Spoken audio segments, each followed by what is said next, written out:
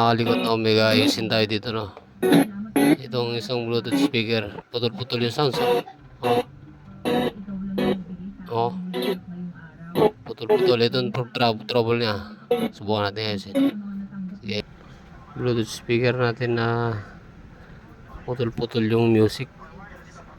So, ginawa natin nung sinoldering natin to, nung idinin natin to, nawawala yung putol-putol na. So, ibig sabihin, cold soldering lang sa dito. Nung sinolder na natin, uminang na natin siya, kanyang paa, yung naging okay na siya. Hindi ko na pinapakita sa inyo na kung paano ko ito ininang dahil hindi ko pa mawari kung nasan yung sakit niya. Ngayon, sinasabi ko na ito lang.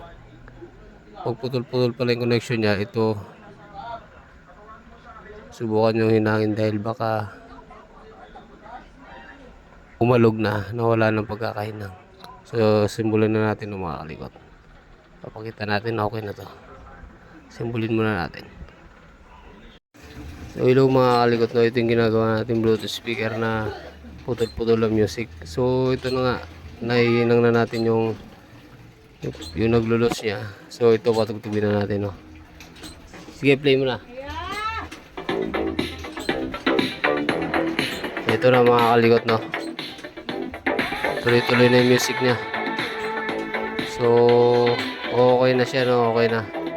So, hanggang dito lang ang ating video. So, pag gano'n ang trouble ng speaker nyo, na kung pareho lang, subukan nyo lang yung gano'n, baka yun ang sira. So, hanggang dito na lang.